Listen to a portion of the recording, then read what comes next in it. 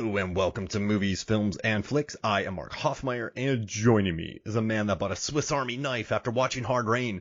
It's Erik Hoffmeyer. Well, I skipped the Swiss Army knife and I went straight to multi-tool. Whoa. Figure, why settle with the Swiss Army knife when you can have like a proper Gerber multi-tool with actual tools on it? Now, do you have it in a leather pouch on your belt? I do, right next to my cell phone carrier. That's the good thing about the Swiss Army knife, is you can just put it in your pocket. You don't need a leather pouch for it. But when push comes to shove, which is a great cliche to write, you can pull out that Swiss Army knife. Well, I guess you're paying for all the tools rather than the comfort of the Swiss Army knife. Does that make sense? Kind of, but why do the Swiss have a corner on the market for tools?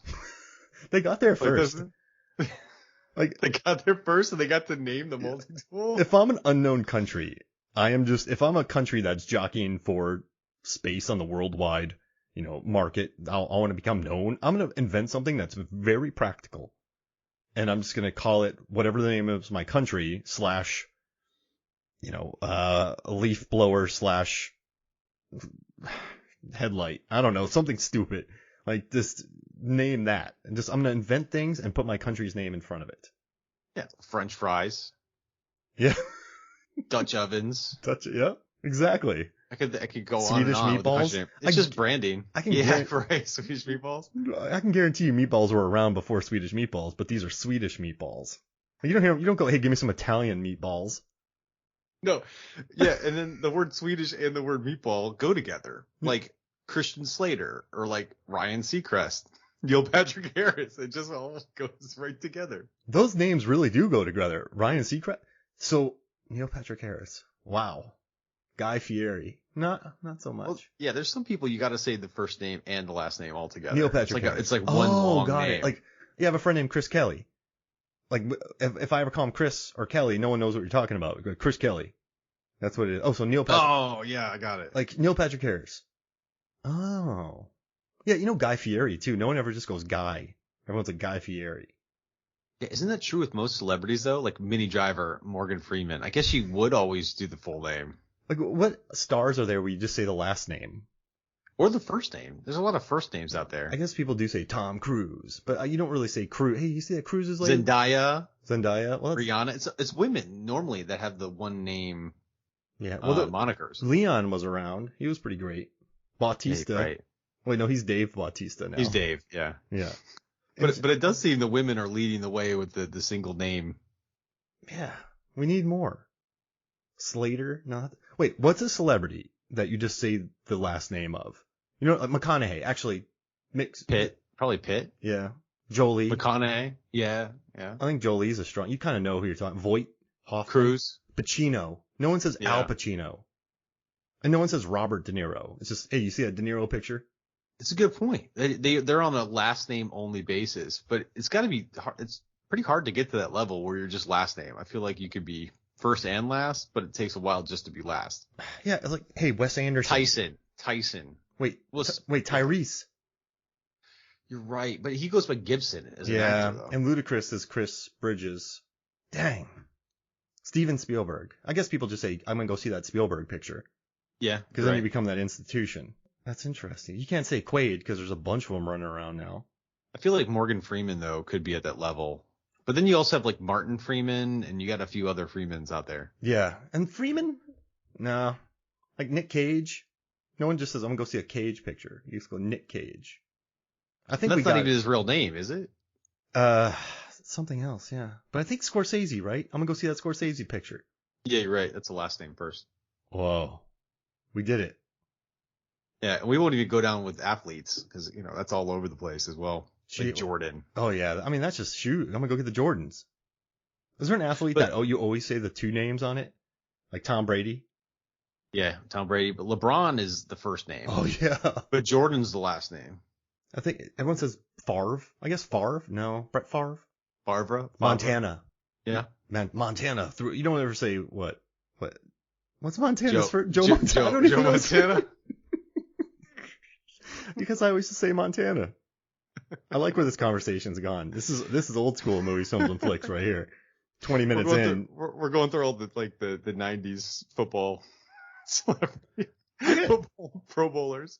I gotta tell you, man. Oh, like Mike Allstott, work done. I'm just naming Tampa Bay Just Buccaneers random now. Buccaneers.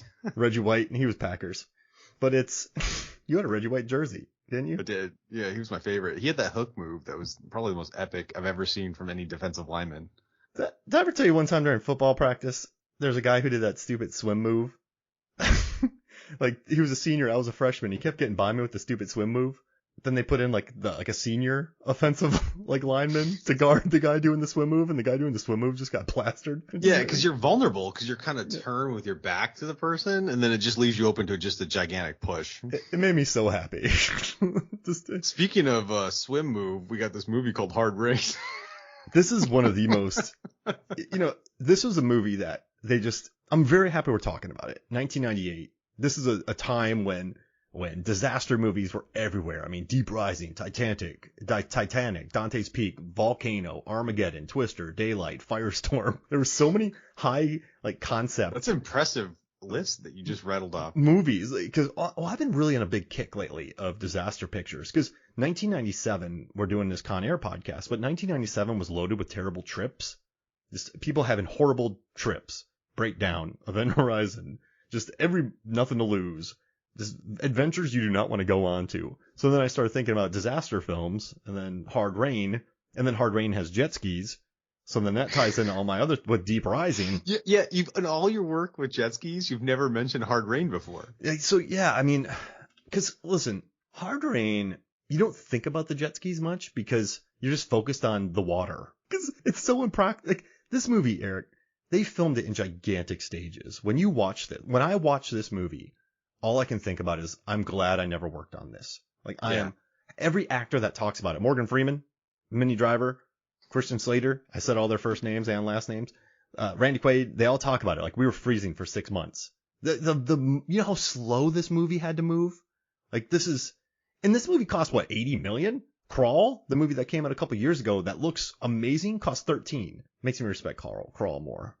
But I still love it though. It's love Crawl or Hard Rain? Hard Rain. Despite all of its flaws, it's like, somebody in a boardroom, Eric, was like, listen, these disaster pictures are hitting big. We need to capitalize. Twister made a lot of money, and Twister's spinning, and there's wind and rain and cows, and we need something else. Heat was popular, right? And that's a bank robbery. So we got to add something to Heat meets Twister. Wait, we can't do a Twister? Well, it's not coming. All right, so let's do a lot of rain. Remember Waterworld? But we'll do it in stages. We won't do it outside. So we'll put it in stages. You got 80 million. We'll get the BBC. We'll get companies all over the world. Christian Slater. John Woo directs it. John Woo directs out. We get the guy who shot The Abyss, which is amazing. The director of this shot The Abyss, so he knows all about horrible productions. Then we'll make it. We'll put some actors in it. Morgan Freeman. We'll make it and this guy Kenny will get a lot of screen time because we can't have Slater wet all the time, so we'll just give other characters a lot of screen time. Bruce Springsteen quotes. We'll make an action picture. That's what this didn't come about. You nailed it. I nailed it. Outside of the concept, it's really just paint by numbers, random themes and cliches throughout the movie. This did not come across organically, this movie. This movie came across very cynically. And when I mean cynically, exploitation movies, you make a movie that is currently hot. If there's a trend that's hot, remember horror remakes in the 2000s? If something's hot, you ride it. And I think like a jet ski. And so I think Hard Rain, they just kind of went, you know what? Let's do an armed truck robbery in a rainstorm. You know how you can tell it's cynical though, is because it doesn't it's all over the place in terms of tone. They had elements of gore. They had some thriller elements. They tried to add some comedy with Betty White.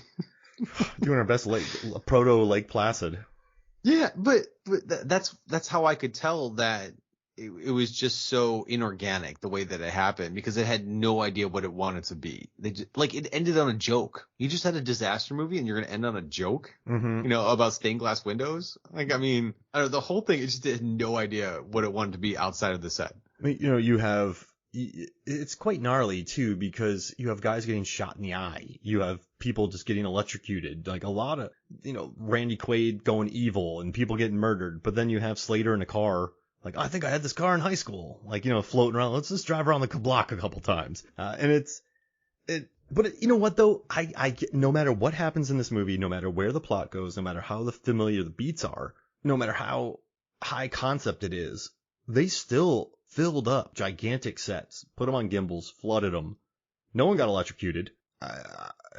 When I worked on films, they had to have been in great shape afterwards because that was a lot of running in like wasty water. I mean, that takes a lot of calories and a lot of energy to run through water like up to your thighs. I would have taken this movie then, so I get to run around for 6 months in water. Like, I'll take it. Why not? It'd be in great shape. And people keep getting knocked out. Like Minnie Driver gets knocked out during a scene because she probably just went, I'm tired of this. Just knock me out and I'll disappear for 30 minutes. Like, Morgan Freeman gets knocked out during a scene. He's like, I've had enough. Knock me out. Slater gets knocked out, and then he's put into a prison. Like, this is a movie where I bet you actors are like, just knock me out. Just give the lines to Kenny. And then they knock him out. Someone shoot me. People keep just getting knocked out in this. And it's, Freeman, they did reshoots to make Freeman more heroic because no one wanted him to be the bad guy. But still, though, I mean, it features a jet ski chase inside of an elementary school, which is something I never thought I'd ever see in my life. So I give that credit. That's original. It's the scene where Minnie Driver has to help Slater out with her Swiss Army knife getting out of the prison cell. Like, there's some good bits there. He gets the keys, but it's for a truck. Like that was amusing. I liked how he took the flashlight out to breathe through it. Yeah, I mean, there's some interesting parts. That's a well-written scene that keeps the budget down. So, yeah, it's just, I think when you get this much budget, and if you looked at how many people funded this movie, so this was funded by, this had a huge one. I think it was, like the BBC, BBC, Toho, UGC Paramount, and then also the Mutual Film Company, and then Telemunchen. So you had a worldwide group of people financing this. And then you have, sorry if I mispronounced Munchen horribly. So yeah, I think there's a lot of cooks in the kitchen, and then you just can't move with water, Eric. You just can't do it, man. It had to have been such a slow production, but it's still a good idea, and it looks technically polished, and no one got electrocuted, so you got to give it props. But like, why would they do this after Waterworld was a disaster with the massive water set? Well, they went on stages. They shot on stages, so but they took over an aircraft hangar where they built airplanes. But I mean, just generally with that size of a set, with all the water, I mean, there's got to be some kind of correlation between shooting in a ton of water and being miserable. I mean, the crew mutinied on Waterworld, didn't they? They just? Yeah, I mean, so they went to Hawaii to shoot, and then, they got price gouged. A lot of people left. Tina Margarino wore a prisoner costume during her thing because everyone was stuck there. Kevin Reynolds and Costner fought the whole time. I think they both got divorced during the shoot. It was just an absolute, like, they shot in Hawaii. They couldn't really get off of where they were shooting. It was just a nightmare because they couldn't control the elements. So I bet you in hard rain, they're like, put it in an airport, put it in a hangar. Like, let's shoot in a hangar. Yeah, we won't have the Waterworld problems in there. So instead of making the same mistake again, they put it in a hangar to avoid the same missteps as Waterworld. That's an interesting take. I guarantee it because, but that never works. Like, after Coppola had gone way over budget on a bunch of movies, Apocalypse Now and everything, they're like, when you make Bram Stoker's Dracula, you got to make it in stages. We're not putting you on location ever again. But then he took over every stage, got every shot in camera, and they went gigantically over budget shooting on stages. So I think you have good intentions to keep the budget down. This out on Hawaii, or this in Ohio on a real place where they flooded, would be a $120 million movie in 98. Mm-hmm. But still, anytime you're moving with water, it's so slow, man. It's just so slow. And yes. So you said something interesting about high concept. And all right, I want to explore this a little bit because I didn't quite understand the whole high concept before I started researching this. To me, high concept kind of feels like a oxymoron. Mm-hmm. But in reality, it just means that it's not like the quality. It just means that it's heavy on the concept of what's happening versus what's happening inside the lines. Yeah. Is that an accurate assessment? Yeah. Like Memento and anything Christopher Nolan turns out, it's not high concept. You're not explaining Inception to anybody. You're not explaining Pulp Fiction to anybody. But if you say Hurricane Heist, or if you Snakes on a Plane. Snakes on a Plane. That's like the classic example. That's high concept because, like a high level breakdown that you give to people. It's like it's even quicker than an elevator pitch. An elevator pitch is supposed to be a couple sentences, 30 seconds, but this one's just Hurricane Heist. Hard Rain, Titanic. Yeah. Like Titanic. Like that's it. We're making Titanic. Oh, Twister about a tornado. Oh, Firestorm. Ghostbusters. About these guys who bust ghosts. Yeah, a firestorm about a robbery during a firestorm. Dante's Peak, a volcano. Tommy Lee Jones saves L.A. from a volcano. Like it's so easy to pitch. I think it's great for buzzwords. It leads with the concept rather than the characters. Exactly, and like studio executives can market around that too. Like that's so easy to digest. And so, I mean, there was so many of these types of movies in the 90s. You know, it was just there's so many high concept films, action films that had budgets, dude. Like Deep Rising cost 80 mil to make. It's beautiful, but it's Which one was that? Was that the asteroid or the tsunami? So Deep Rising's the one on the cruise ship where Treat Williams, they battle a monster. And it's amazing. Yeah, it's amazing. It's hilarious. The guy who directed The Mummy did it. And it's like a wonderful movie. But yeah, there's Deep Impact though. Yeah, Deep Impact and then Armageddon. So you had all these movies with natural disasters, and then they kind of just thought, well, let's do a bank robbery during a flood. Like that's it. Like if Twister had a bank robbery. So here's how I watched the movie. I don't think I saw it when it came out. I was just on HBO Max. I saw it pop up randomly, and I felt like it would be a nostalgia movie. But then I saw it in 98. It didn't feel like a movie was in 98. It felt like a 92 or an 88. It felt like a cliffhanger with a henchman and like an everyman thrust into a dangerous situation. It did not feel like a 98 movie. I know they had all the natural disasters, but I really thought it was earlier. Yeah, I think as far as like being as jocular and action prone as it was, because if you think about Volcano, Tommy Lee Jones isn't in action. He's just saving the world. If you think about Dante's Peak, it's Pierce Brosnan running from a volcano. Twister was Bill Paxton and Helen Hunt. So you had sort of blue collar everyday people, but they weren't dealing with very muscular gunfights and double crosses and triple crosses.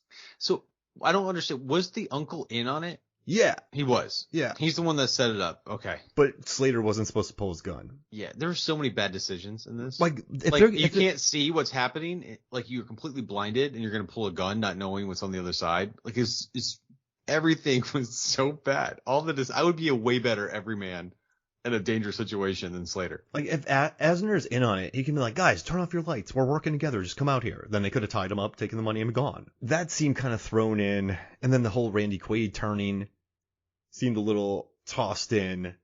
Well, so Christian Slater had all his talking points for his interviews, and he's like, it's not about the flood. It's about human nature instead of mother nature. Oh, gosh. I mean, that was the talking points in the interviews. Everyone was tempted by greed. I mean, I do like that story, though. I do like the idea of certain death coming, flooding coming, and people want this money so bad. Like, one of my favorite movies the last few years is Triple Frontier. And one of the most startling images I can think of is when they're literally weighed down by money. When the helicopter has so much money on it, they crash. Because their greed was so insane. And then they're climbing through the mountains, throwing bags slowly. They're moving 50 feet every hour. Like they are weighed down by cash. And so watching this greed between them, watching what happens between these people, how people turn on each other, I like that element of it. It's just, it's handled so very 92 action type way. That's a really great reference because that's what happened here is where people who are not entirely bad, they kind of just get swept up into it and then they get too far into the situation that there's no turning back. Mm-hmm. I mean, the cops are like, listen, I know Randy Quaid's like, they're witnesses, we're going to kill them. But then they get to, these are looters. We're going to shoot these looters. I can rationalize that in my head. But then they bring the hunter along, who's a maniac. And then, it all devolves. But this isn't like the Treasure of Sierra Madre. This is the Hard Rain. So you have the concepts, but I don't think they're ever fully explored. And you make Freeman kind of a saint type character. Yeah, and how many people died? And he's all like, I'm for the money. I got a bag of money and I'm happy. After all these people died. Well, those are reshoots. He's like, they tried to not make me the villain. He was mad about that. But, Christian Slater, did you know about his law problems during this time? Yeah, and that's what another similarity with Waterworld, the toxic publicity. I saw some interviews that he did to promote the movie, and he had to take his lumps. Like he really had to. I mean, he had to go out there. I'm not condoning what he did when he was high or whatever. But he had to go do that circuit, be a good soldier with that much money invested in the movie. So he got out there and did his interviews and answered the tough questions. Yeah, and so I guess I think he's been sober since, because he made his comeback with Mr. Robot, but he's also in Mindhunters. But he was this is kind of gnarly. He was high on heroin and alcohol and something else. He hadn't slept in days, and then he was attacking his girlfriend. Then he beat up a guy who was trying to protect Slater's girlfriend, and then the cops came. He tried to grab a cop's gun, and so during these interviews, just hearing him talk about it, he's like, "Yeah, and Robert Downey Jr. was in jail at the same time." So and it was like, and that was it, the Downey Jr. one, which got everyone's attention about actors going to jail. Mm-hmm. And then this happened, and they were all over it. But this was his third arrest too. Like he had DUIs and other things happening too. Man, the publicity machine with Hugh Grant, Christian Slater, Robert Downey Jr. in the 90s, man. There should be a TV show about that. Just the excess of you're right. But you know what's interesting? I think because we have so much more content these days, and because like the amount of movie stars arguably proportionally is less than it was in the 90s, we don't hear about this stuff happening anymore. But I think it's because there's so many people on TV, reality, movie stars, TV, streaming. Twitch, TikTok, the news chat, news moves so fast, dude. Like people are talking about She-Hulk tonight, but by Friday people will be talking about Lord of the Rings, and then by Sunday people will be on House of the Dragon. So it's we didn't really have that in the 90s. I don't even think Sopranos wasn't around yet, so we weren't at peak TV. I think Oz maybe was kicking around. So I mean we had Seinfeld and everything, but it wasn't.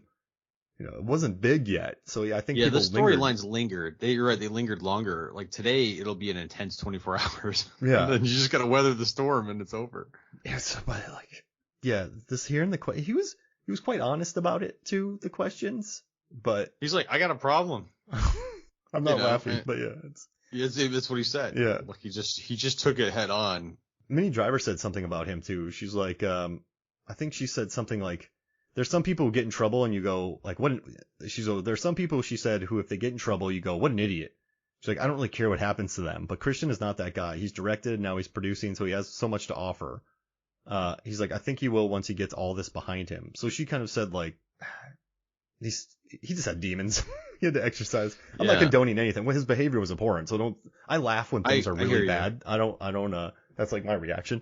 I know we're getting into weeds with this, but yeah, this got hit with that.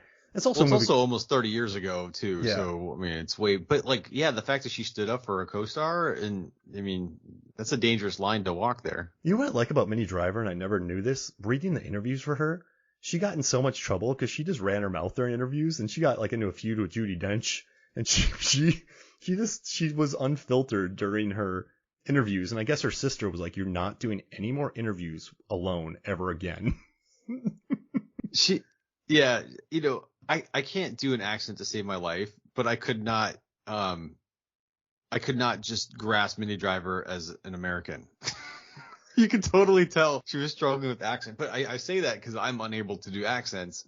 But I did not buy Minnie Driver. Like in Good Will Hunting, she played a British woman. And, really? It was great. Yeah. Well, yeah, she had the accent in Good Will Hunting, didn't she? Oh, I just know Grosse Point Blank. She pulled it off. She did. I didn't know she was British until I read interviews. Yeah, I had no clue. I always was like, why is she in Goldeneye? And eventually I learned that she was British, and I went, oh. That same thing happened to me to Juno Temple from when I was watching Ted Lasso, and I heard her speaking with her accent, her real accent. I went, wait, that's a good accent. Like she's legit. And then I learned that she's from English. I was like, wait, what? Is it me, or are we seeing a really significant increase in UK actors in every single show on TV? It's really impressive what they've done with their academies to have this many actors at such a high level. They seem to be very classically trained, I think, out there. I don't know, maybe the training's just different, but yeah, they're popping up all over the place. They must have a better for lack of a better term, grassroots or pathways to acting. Illuminati. I do like hearing some of the bad American accents though. I love Benedict Cumberbatch, but in this movie called The Mauritanian, his accent it almost floored me. Like it almost just made me turn into sludge. Yeah. And then Rafe Spall, I like him, but he has one of the meatiest. Oscar Isaac, Moon Knight, he pulled up the British accent. He was able to do it. He's one of the few that's able to make it happen. Yeah, we need first word. Keanu didn't do it too well for us for Bram Stoker's Dracula, so we need more people going over there and dropping the accents. We got Renee Zellweger and we've got Oscar Isaac, and that's it. who can do English accent? Keep going. But yeah, I mean, this movie though, I mean, it had talent behind the scenes. It had a big budget. I mean, this was $70 million. Someone gave this movie $70 million. But John Woo was supposed to direct it, and John Woo was super hot at the time because he went on to do Face Off instead. But that would make a lot more sense. At least it would have been consistent. Yeah. It would have just been a shoot 'em up movie with a lot of style, melodrama. Because Woo loves his melodrama, and I think he could have handled it really well. There was a lot of slow motion in this one. Did you notice that? Like Morgan Freeman coming out of the water and shooting, or Christian Slater like jumping off the balcony. Oh gosh, slow motion. Like it seems so out of place. I wonder. Morgan Freeman out of the water. I wonder if what they did was they really just went off a lot of his storyboards because Slater was in Broken Arrow, which was a John Woo film. So I kind of wonder if a lot of the work that he laid down moved into this because. This could have been so simple. You might be right. This could have been a very meat and potatoes film, but I think it has one twist too many. Like, if that makes sense. Like, I think speed. Well, I knew it because it was an hour in and there's the big gunfight, and I'm like, there's 30 minutes left. Like, this can't be the end. What's going to happen? Yeah, and then Quaid, and then Quaid's going to turn. Well, they introduced the beginning where he was kind of looking down the street. He made some weird remarks. By the way, the quotes in this thing were awful. I like low life scumbags. There was a butt wipe reference. Yeah. You're in the 90s when there's a butt wipe. Like the guy on the jet ski was like, "That's what you get for stealing my jacket, butt wipe." Oh yeah, I read that. Oh yeah, nice driving, butt wipe. The worst quote was Quaid when he's, "For 20 years I've been eating shit. For breakfast, lunch, and dinner. Tonight, I'm changing the menu. Everything I eat will be shit-free." That's an actual quote from the movie. Man, and what's nuts? Graham Yost wrote this movie. I don't know if you know about Graham Yost, but no, I don't. He wrote Speed. He wrote Broken Arrow. He went on to write Band of Brothers, From the Earth to the Moon. Like he wrote episodes of The Pacific. He developed Justified and wrote a lot of the episodes. This is a very established writer at the time. But he said that there were no Joss Whedon punch-ups on it. And he said Hard Rain's the one movie where he didn't have Joss Whedon punch-ups, and you can probably tell. So I thought that was kind of funny of him to say. He's like, I probably should have had Joss Whedon punch up this script. But it felt like a PG-13 movie that got switched over to an R rating. It's very easily been a PG-13 movie. So I wonder, I don't know why it was an R. Wait, I'm making sure it's an R. They didn't need some of the parts in it that they had. Wait, it's R, right? This is a really stupid question to ask, but I feel 100% certain that it is. Yeah, it has to be. Yeah, so it's an R-rated movie, and it has the word butt wipe in it. But still, we're slagging on this movie a lot, Eric. I know. I try to look at the positive more and more, but yeah, we'll look for the good in the second half of the episode. I just think, still though, these people put a lot of expense into giving audiences a different look. And that, I think, has to be admired to a certain extent because it slowed down the movie. I think the movie became more about the effects than about the performances and plot. But at least they thought to themselves, cynically, let's flood a hangar and let's put stuff in there because we've never seen a movie since like Hard Rain, and for good reason. You're absolutely right. We haven't seen this. Like, how many countless action films have we forgotten about because they're all the same? This is Hard Rain. This is something we haven't seen. I think it's worth a watch today just to get an idea for those practical effects that would probably just be CGI right now. Yeah, I mean, That's probably why, so they just went straight CGI. But yeah, I do, it's a good point to look at the positive. They did take a risk. They took a big risk, and it was pretty ambitious when you look at it. super. And also too, when they're filming in those tanks, that's pretty good atmosphere work because you're in a hangar shooting and you don't feel the really, like Sleepy Hollow's beautiful too. That's great studio work. And I think that's 99 when that came out, but you don't ever think, I watch some of these I watch a lot of shark movies, Eric, and you can tell when they shoot in a tank because the water's crystal clear and the water doesn't move. But in Hard Rain, man, like they did really good tank work on this. I love the tank work in this. It was movie. all at night too. Mm-hmm. I mean, it's nice too. It's at night, but you just shoot it inside when it's dark and you're shooting during the day. So it's probably a little bit easier on the crew. What's kind of nice about this movie, I feel like once you get everything flooded and then you get some actors in, it kind of just runs for itself the rest of the day. The camera crew's kind of screwed. The grips and electrics, but there's no extras. If I was first team on this movie, you're just getting the actors dry. So it's, that wouldn't be terrible to work on, but it's just, still though, I still appreciate this movie because even though we're we're expressing our thoughts about it. So I'll give any movie props for trying. There's nothing more I hate about a movie when it's just stock. There's some movies you watch that just feel. Well, let's talk about things that we liked. Like I liked the chemistry between Minnie Driver and Christian Slater. I like that. I like that they made Morgan Freeman a bad guy. I mean, that's a risk. That's like making Denzel Denzel first name. Yeah. Hey, there we go. Oh yeah. Yeah, first, but you can make Denzel a bad guy like in Training Day. That's risk to do that. To make someone so beloved. And even though they redeemed him, I mean, and then they had to reshoot it because test audiences didn't like it. So they tried different things. So, I think Minnie Driver reminds me of Imogen Poots. No matter who Imogen Poots is on screen with, she has great chemistry with them. And I feel like Minnie Driver does that too because Grosse Pointe Blank, Good Will Hunting, Hard Rain. I think she's just awesome. She's just an awesome.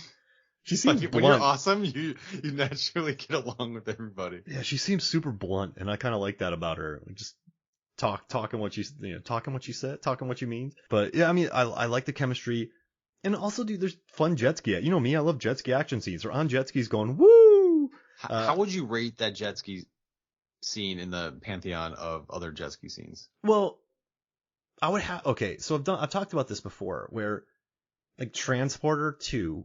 Jason Statham is like, I'm looking super cool on a jet ski. F. Like, Transporter Refueled. He goes in a straight line. F. Get out of here. This movie though, they are they're turning, getting stuck, and they have to do 3-point turns to get around the school.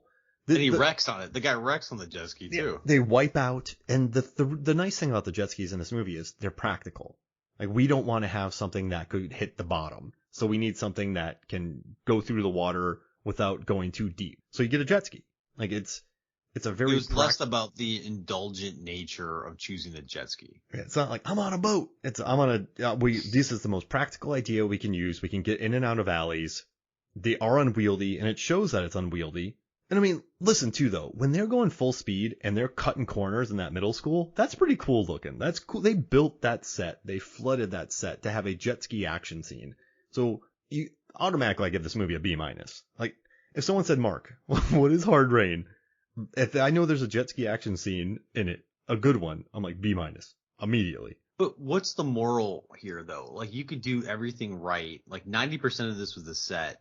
But if you get 10% with the dialogue and the tone wrong, it's a bust. Is that the moral? Well, I think they were so concerned with the Hard Rain. We got to flood this set. We have to build this set. Everything became about the rain in that movie, flooding the sets, wetting the set, the sprinklers. Like, I don't think the best plots for me, like, look at Collateral, right? It's Tom Cruise and Jamie Foxx in a taxi cab going to 5 places. Eventually they go to 6, but it's very simple plot.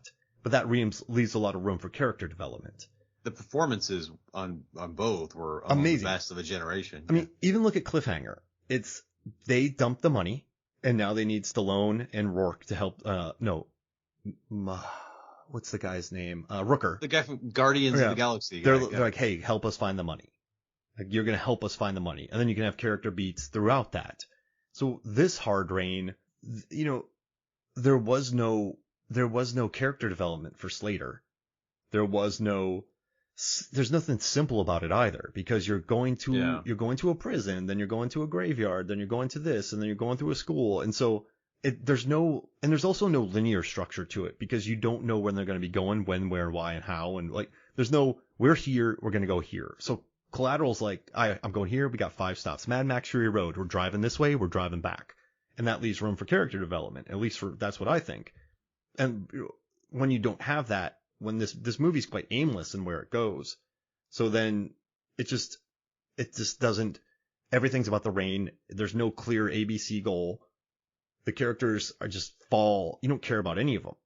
Maybe Minnie Driver and Slater, so but then you think it was like blinders on, like Yeah. blinders, or like maybe they were lost sight of the audience and were thinking about this creation that they were making. Yeah, dude, I think they just thought this is huge and this rain takes up everything. But there's no Look what we urgen- created. Look, everyone's gonna appreciate this world that we created, and then they didn't. And it's kind of stupid too that they're not like, hey, we got 20 minutes until the dam breaks and we're dead. There's no countdown clock in it. There's just whatever, we'll be all right. If you Well, look there was a dam, like the one guy working at the dam. yeah, and then but then he leaves. One single person Yeah. working the whole dam protecting the city. I gotta open all these doors. But yeah, he opens all the doors, it breaks, but like there's no concussive flood. It's just, I don't know. I think you need a really simple structure in here, which is an armed truck robbery, and they're trying to stop the people from robbing them. Like you don't even need the cops really. You just, the cops could get killed halfway through, or you know what I mean, or halfway through you introduce them, or I don't know. But you just don't need that. Like you gotta have a simple structure. Should it be more like Ambulance, when it was about the chase? Dude. Or should it be more like The Town, where it was the botched robbery, and then you really felt for the characters when they went down one by one? So like The Town's more about the characters, right? You think about. I do. Yeah, that one's a gut punch Yeah. at the end. Like Affleck going up to Renner, hey, I can't tell you what we're doing, but come with me. And Renner's like, I got you. I got you. Let's go. That's a good line. And you have Rebecca Hall, you have John Hamm. I think that's more about the characters, but Ambulance is one of the most repulsive movies I've ever seen. So I hated that. I'm sorry, I don't mean to be negative, but like, how do I root for? I can't root for these people. I don't feel bad. I mean, they shot it in 35 days for $35 million. And it's just, I feel like it's just a marvel of filmmaking in this day and age. And I love how it gets in and out. But see, I also had to watch every single Michael Bay movie. Oh, that's right. You counted the explosions. All of the explosions. So his movies feature a lot of bad, terrible people, man. Like they're not, even the good people aren't likable. And so this is the first movie ever of his films where he tries to take bad guys and make them relatable with the insurance type stuff. That's the first time he's ever done that. But I guess I'm more talking about with Ambulance, how propulsive it is. You get on this, we rob this place, we're on a thing, and they say it's a V8, it's a beast. This thing could drive all day. And then you have a great driver, and then they're chased. Like it's just economical filmmaking by a director who no other director could make that movie in 35 days for $35 million. I guess is the aspect I love about it. Yeah, they had to close off a lot of streets. Yeah, a lot of permitting. They must have done that. And the good thing, it was during the pandemic, so they were able to kind of make it happen. And inside, you could be driving around somewhere and you don't have to like cut down on that budget. But I think Hard Rain would work better like that. But there's no goal. There's no goal at all. They get the money halfway through, so I think they're like just going into it. You never know what's. I don't know. Does that make sense? I think like the Raid, like dude. Bottom of the building, top of the building. Die Hard, he's stuck in a building. Like you just know where it's going. It was driven by bad decisions, like these people making the wrong decisions. Yeah, and it never comes together, I guess, for me at least. But it still, dude. Like, at least but see, I know how they lose track of that. When have you ever taken on a wildly ambitious thing, but then you forget about the bare necessities because you're so in the muck with doing something, you forget to add the little ingredients because you're worried about not flooding an entire hangar and electrocuting people. So I think that's where the movie went. At least for me. That's what I think. No, those are great points. Hey, let's take a break, and I got a torrent of questions for you. All right, cool. Hey, so we'll take a break, and then when we come back, we will talk more Hard Rain. We'll be right back. Welcome back to Movies, Films, and Flicks. Talking more hard rain, Eric. Yeah, but I got news for you. If the dam goes, it'll wipe out the entire town. Screw the town. Actual quote from the movie. And you know what I love too about this movie is all the characters' names are so chill. You have Jim, Tom, Karen, Ray, Phil, Hank. Like it's very. They're no Chris Brander or Jamie Palomino. Yeah, you have Kenny. Like there's no Lucius. Like it's all. That's a great point. I didn't even remember their actual names. Tom, Karen, Jim, Ray, Phil, Hank, Kenny. I remember Kenny because I remember thinking Kenny's got a lot of screen time. Kenny, it's like if someone from LA was like, "What are some small town names?" That's what it feels like. Yeah, pretty much. Cletus. This is Ohio, man. This isn't like what do you what? There's no Clems. There's no Clems or Jethros here. Yeah, bro. This is Pittsburgh. Like what are you doing? Oh man. So yeah, you had some questions for me, huh? Yeah, questions for Mark. Can we revisit the whole tropes thing? So I have a hard time sometimes differentiating between themes, tropes, and cliches. So I've got some aspects of this movie. I'm gonna run it by you, and you let me know if it's like a theme, trope, cliche, or something else. Okay. Do you want to break down the definition of each real quick so Yeah, everyone knows? yeah. Why don't you go for it? So I guess for me, the best thing I can think about as a trope is when you superheroes wear capes, or there's a cabin in the woods for a horror film. There's certain tropes in certain films that aren't necessarily negative, like a cabin in the woods. You have the slasher trope, the final girl trope. They aren't I don't think those are negatives. I think they stick to the playbook, but I think if you don't have a lot of budget and you want to make a simple film, it's okay to stick to the horror tropes. Like if you can handle the tropes really well and even subvert some of them, then you are an effective filmmaker. So tropes are just sort of the cabin in the woods, the slasher, the final line at the end before you kill the bad guy, like all those tropes, like the tropes. So can a trope be a cliche, or can a trope just be overused? So like I think tropes are more the cabin in the woods, whereas a cliche is you're dead as a doornail. Like cliches, like you know or about the this, final word before yeah, you pull the trigger like, or something. You know when you know about this, it's more of like a phrase or opinion that's overused, like the cliche, like you're dead as a doornail, or you're just phrases that are so cliche that you're taking you're taking a commonly known phrase and using it because you don't want to come up with new words for it, if that makes sense. Yeah, that's what a cliche is. I think in writing, you have a master's in writing, so it's journalism, and so just when you're writing too, like, oh, they got the break speed off of them, you're like, no, they lost 37-14. I think sometimes you rely on cliche when writing. The town's gonna break. Who cares about the town? Like that's very cliche. Easy. It's easy writing. Yeah, so it's like kind of cliche that, and then the theme is like the overall theme of it. It's like the overall theme of the Blackcoat's daughter is loneliness. Like what's the theme of what It's a higher level. Yeah. Okay, so how about this? An everyman stuck in a dangerous twist. It's like a trope. What is that? That's a trope? Yeah, because Taken. Trope. Well, he's not an everyday man, but you know what I mean. Die Hard.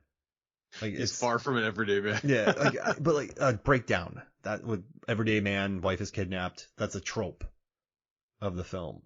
If that makes sense. Or like almost every horror movie where you have the one person that rises up.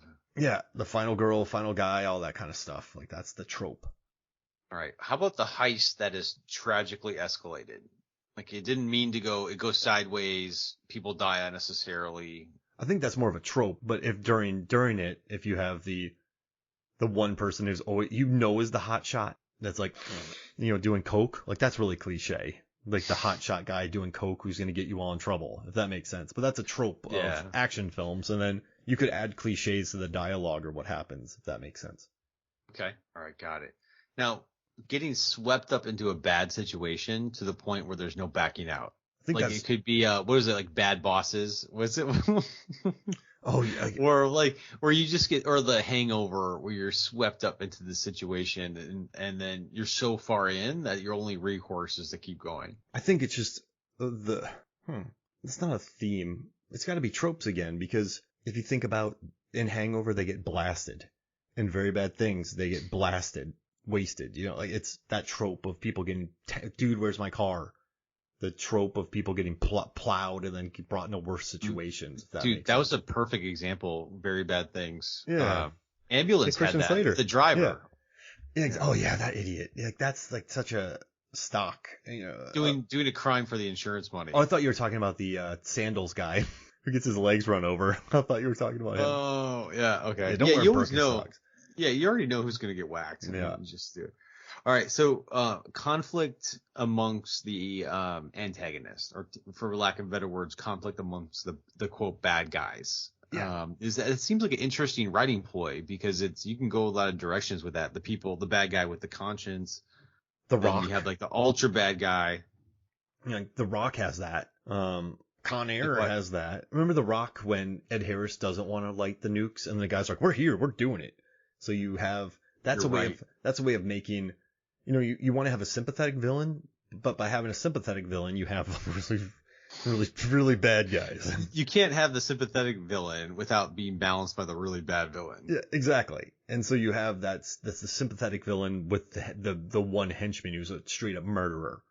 So I think that's sort of the trope of those characters. So is that a trope? Conflict amongst antagonists? Yeah, because that's not a cliche. Like if they said stupid things, then that would be cliche. Like, no, you're not, or like a common phrase would be very cliche. Does that make sense to you? Yeah, like, I hear you. In writing, the cliche is just that. But I mean, I just think tropes are just like a common convention that's used. Like it's a writing device. Yeah. And then cliches are the dialogue within that. Like, I always knew it was you, Fredo. You know, like, I don't know.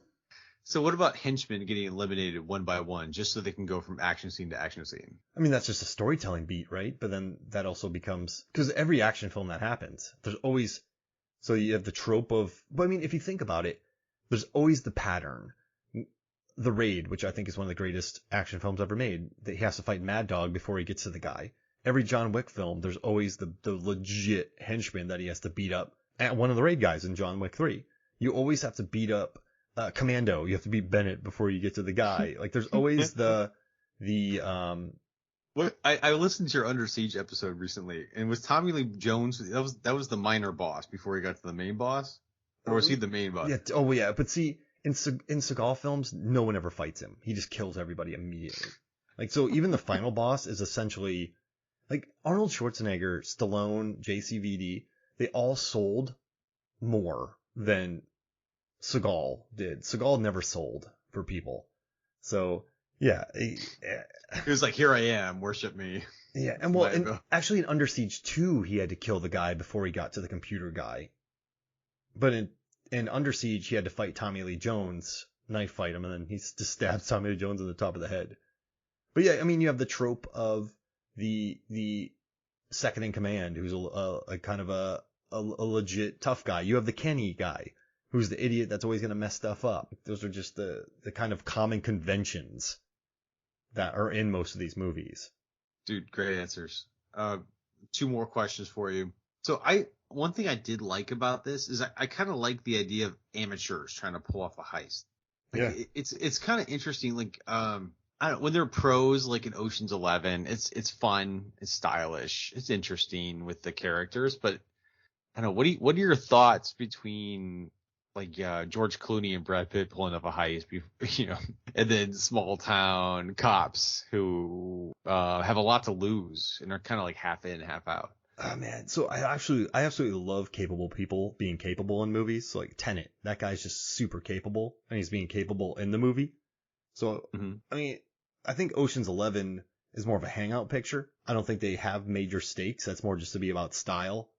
But if you think about, some of my favorite movies are Blue Ruin, where a guy is on a quest for revenge, but he's terrible at it, and it just makes the most malicious violence you could ever think of. Green Room, no one's good at it in there, and it becomes it's just messy. Yeah, and I think that's when it's at its best.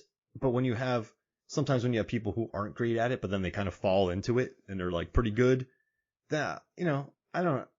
What was the movie with Adam Driver and Channing Tatum in West Virginia? But they were so good at what they did though. Logan Lucky.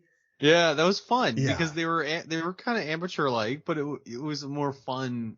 I don't know. To me, it was more interesting and relatable. Yeah, that's a great point because they had to get Daniel Craig out of there, but they had to use the bare necessities to get things out. Like, Riley Keough, she's awesome at driving, but she's also a hairdresser. Like, they're just sort of, they have issues going on, but then they're super smart. Like that, I love. We're talking about that, Megan and I, soon because we love Logan Lucky. It's so if I had to pick between, oh gosh, but that's tough.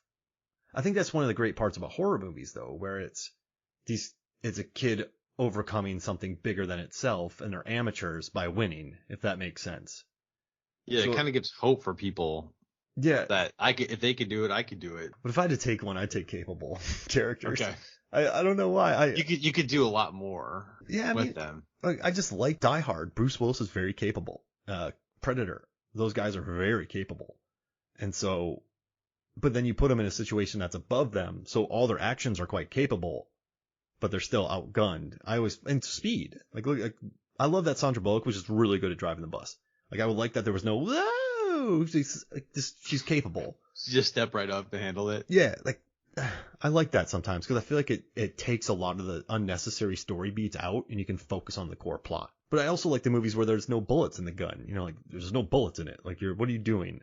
There's a movie I love called Revenge. It's very bloody. I don't know if a lot of people love it because it's like a French film that just goes wildly extreme, but the lady in it who's on her quest for revenge, she's not good at it, and it just leads to some of the gnarliest scenes you'll ever see. But I guess I only like the movies where it's a person who's not skilled when it doesn't treat the violence as fun. It treats the violence as ugly, because that's what most violence is.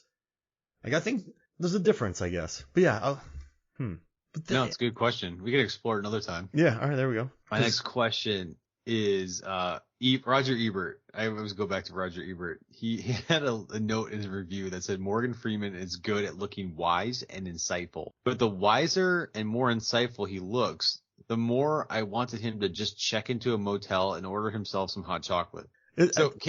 Can you be a good bad guy if you are wise and insightful? And then the other second half of the question is, it seemed like the whole movie he tried to avoid violence.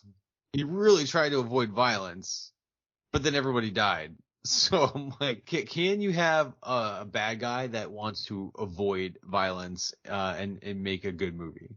Oh, let's see. So by his avoiding violence, people die. I mean, what are some movies where the villain wanted to avoid violence?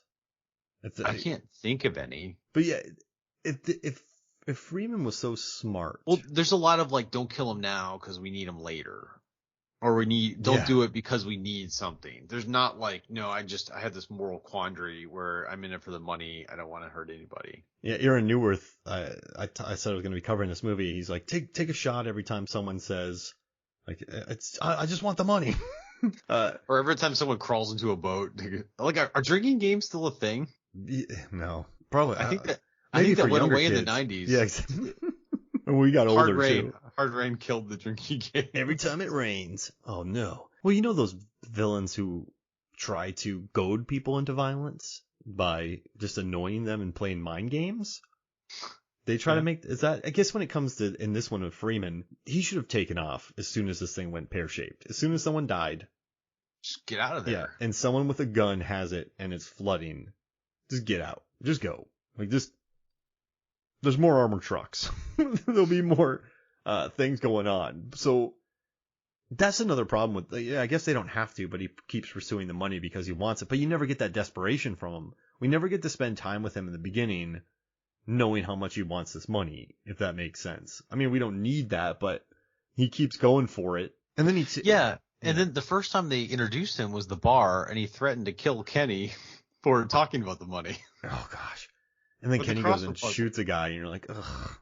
Yeah, man. They had to reshoot it. So maybe I think his character got his comeuppance in it. But then they made him alive and turned him a hero. You're right. With all the reshoots, it just kind of threw everything off, probably. Now, some reshoots are fine. You go shoot a big budget movie, and you're like, okay, we need to do things here and there. But they had to wholesale change it. So any changes that you have are not going to feel organic. Con Air, that fire truck chase at the end was added. And whenever you watch it, you're like, man, I don't even remember this scene. So yeah, I think the reshoots hurt it.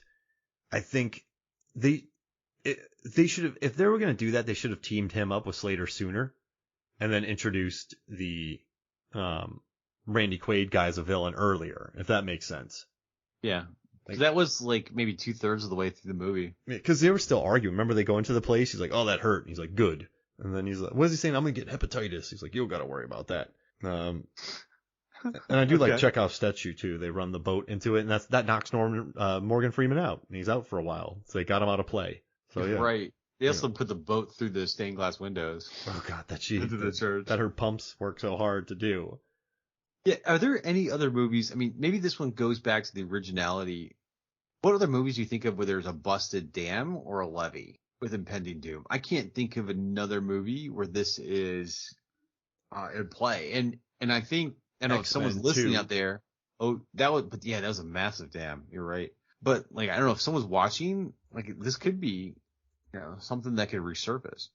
San Andreas had it. Oh wait, here we go. Dam burst. Oh, Superman. IMDb has everything, Eric. Dante's Peak. Evan Almighty. Superman?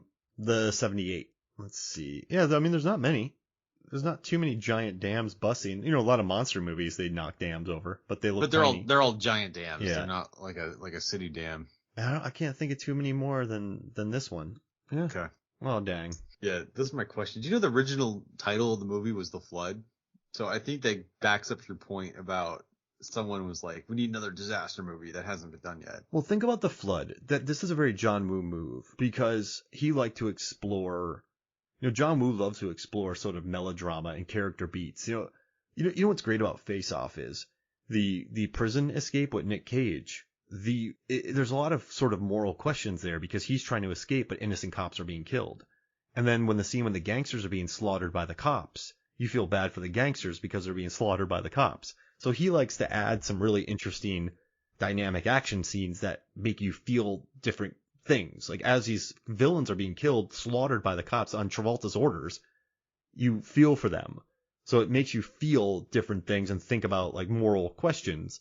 But then you have, the flood. Remember, the flood wipes people out, and then it raises the questions about greed, and then that takes them out. So I think the flood makes more sense if you were going to go more like Triple Frontier, more sort of yeah. But then Hard Rain, Firestorm, Hard Rain, Chill Factor. Most dangerous game. Yeah, ooh, I love that movie. I love that. That's like one of my favorite short stories. 9th grade, I read it for the first time.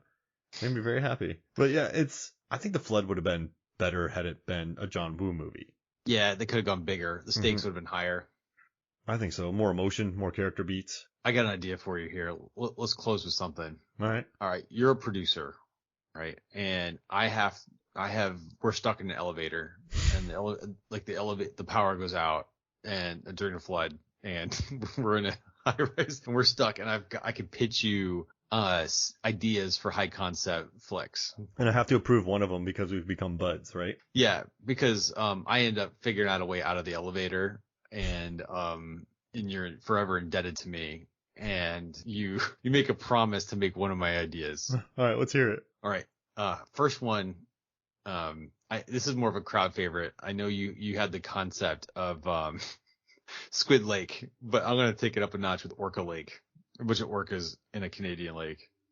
I'll move that to the next round. That's good. Okay, that's moving. Okay. All right. Next one.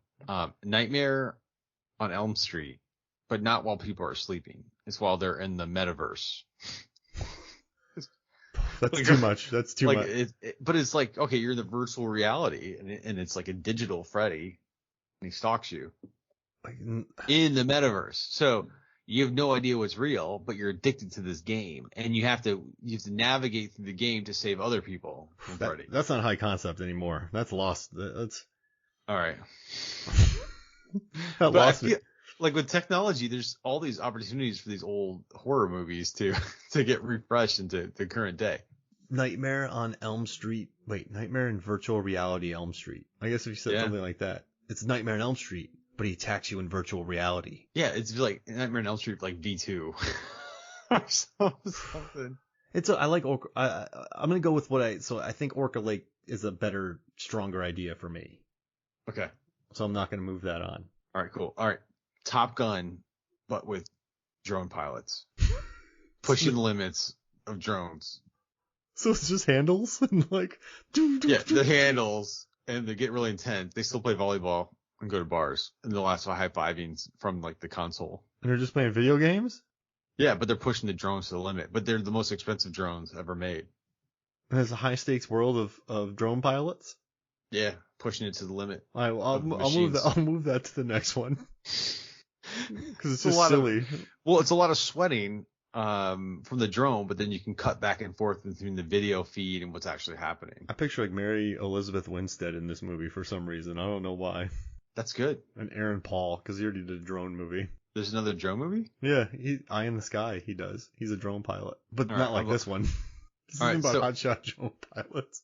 All right, so I'm in Miami, and it feels like every other person now is into crypto. So Wolf of Wall Street, but with cryptocurrency scandals. Or like defrauding people with crypto, but like Wolf of Wall Street. Like if somebody's really smart with crypto and they get carried away, they make all this money, and then it all just comes crashing down. So like Scarface, but with crypto? That's even better. Yeah, I was thinking Wolf of Wall. I was thinking like the New York stockbroker types, but that could be an option too. Like there's got to be why is there no like crypto movies? Wall Street, but crypto. Yeah, about greed. Yeah. And it all comes crashing down. But then there's a moral quandary because this isn't regulated yet. So like, am I following the rules? Am I not? Like there's a lot of room in there. I'm sticking with Orca Lake because that's so easy. I have a poster in my head already. Okay. All right. Channing Tatum returns to his roots and Step Up, but it's a TikTok tournament. And he has to like beat all these kids and get the most views on his TikTok dances. How long are TikTok videos? Between 30 seconds to a minute. Well, depends. If it's a dance, it's like no more than 30 seconds. So he's got to like go really hard, really fast. Step Up TikTok? And then like it's the clock is ticking? Yeah, wait, like the clock is all these ticking, two kids. But it's TIK. Step Up, the clock is ticking. And he has to reclaim his TikTok throne from a bunch of TikTok kids. Yeah, because the first one is like he meets the girl from the classical academy. He's the guy from the street that dances hip hop and more urban. And then, but now everything's online. Everything's about like these, like you make millions of dollars for these freaking TikTok videos of you dancing. All right, yeah, that's a good one. All right, we'll move that forward. All right, I see it. The next one is I tried to like fit as many phobias as I could in one movie. So my original idea was like hot air blimp with clowns, like because you. Clown blimp? But because you're in the air and it's dark and there's clowns. But then instead I'm just going to go clown cruise. It's like you're on a cruise and there's a clown convention, but they're just evil clowns. Because then you got water. You could have heights because you could be dangling at the edge of the cruise ship. You could have tight spaces where you're crawling around in the belly of the ship. Do they become zombies? And you got clowns. There's an actual phobia about clowns. Like no, they're not zombie clowns. Clown cruise, but an infection breaks out, and then when everyone's dressed as clowns, they all get infected and attack? Or just, are you talking like clowns? Just creepy ass clowns on a cruise ship. And then there's other good clowns? It's a good question. I haven't thought that far. I'm thinking about like claustrophobia, dark. Well, it's like a ghost ship, but with clowns. Yeah. All right, so the three There's a lot to work with there. The three I like. All right, like okay. Orca Lake. I like TikTok. Clock is ticking. Step Up, the clock is ticking. And then I like Clown Cruise. Can we do a poll on let's do a poll on movies, films, and flicks. See what the mass is like. Yeah, I like these. I would go, man, I feel like I could sell the heck out of Clock is Ticking. But the problem is I don't like making movies about what's popular now because this won't come out for a year. So who knows what's happened in a year. So and that would date our movie as well. So I think, dude, you could crank out a TikTok dance. You know how many people would like kill to be a part of that? Yeah, I don't like. It's this low budget too because everyone's producing their own content. Yeah, but as a producer, man, I don't like hitting on what's popular. Remember when everyone made VR movies and hacker movies in the 90s? All right, so I'm moving to Orca Lake or I'm moving to Clown Cruise. Okay. Let's put it for a poll. Can we do that? Yeah, but I want to pick Orca Lake, Clown Cruise. Clown Cruise flows off the tip of my tongue quicker. And then they'll be like, what's it about? There's a cruise ship. There's killer clowns. Orca Lake. It's a lake in Canada. There's orcas. But it's like a Lake Placid with orcas. But like orcas, like I don't know. They're But not you'd that. have to They're not that explain. scary looking. But you would have to Are explain they good why they're orca? evil. Is it like yeah. a Free Willy? Is it like a Free Willy in a lake? There's a lot of explaining there, so I'm going with Clown Cruise. Okay. And I'm just a producer, man. I mean, any of these ideas would work, but I'm going Clown Cruise. I'm greenlighting Clown because Terrifier, Smile, all those movies are big. Clown Cruise. Jet skis. I put jet skis in there. I'd have a lazy river on the boat, and I would have a jet ski chase. Oh man, like Clown Cruise, it's evenly. I mean, it kind of rolls off your tongue. You know exactly what it's about. There's not much. So it's Orca, like Orca Lake, orcas in Canada attack. That's a lot. But if you say Clown Cruise, evil clowns on a cruise, sold. I'm thinking high. I'm high concept. All right, go right. But like step up on TikTok. I mean, that's quick. Yeah, Quick. I don't like investing in current modern technology. I've gone full producer. Okay. Because like I love that movie Chef, but then on that movie he's like tweeting and doing all that stuff, and you're like, oh, like I love Chef, but the whole tweeting subplot on it. Oh, but that's how he bonded with his son though, and that's how he got his son involved in the. No, it's really smart, business. but I just don't like it when that's like Facebook and MySpace and all that's in movies. I don't like it. You're right, because when that came out, tweeting had been around for like 10 years already. So yeah, I'm not TikToking. I'm Clown Cruising. Okay. I have a poster in my brain right now. That's it. Like I see it. I have the trailer cut already in my head. I have a cast. This movie's cast. Who's your cast in Clown Cruise? Oh man, so pretty much. So in my head, you have this clown convention. You want to keep it young. You want to keep it fresh. So I'm just. It's like a college age. I'm just gonna have the entire cast of Euphoria. Have Zendaya be the hero. Everyone else are clowns. That's it. Okay. That's it. The entire cast of Euphoria on a boat, learning clown skills. And then there's evil clowns. Like, how mad would you be? You invested all this money on a vacation, and you get on a cruise, and there's a bunch of clowns running around? Slaughtering people. Like, what the hell? Why would they? You should tell people if you're going to have a clown convention on a cruise. Yeah, exactly. That's a good point. This summer. I would walk right off the cruise ship. Wait. Like, I would not. You'll laugh until you cry. Oh, man. Those tears are because of laughter. Wait, what? There's so many ways you could go with this. Yeah, clown gets punched in the nose and you hear, squing. Yep. Oh man, enjoy this conversation. This was a good one. All right, so this was great, man. Thank you so much for joining me. I know we went after it a little bit, but I mean, it's hard rain. People know what hard rain is. Well, they may not. Yeah, that's true. Because it came and went. And if you are listening, HBO Max is streaming. Let us know what you think about it. Technically, it's very impressive. Yeah, so we'll stick with that. But this was great, Eric. Thanks for joining me, man. Yeah, that was awesome. See you, man. All right, so for me, Mark Hoffmeyer, and for Erik Hoffmeyer, this is Movies, Films, and Flicks. We'll see you next week.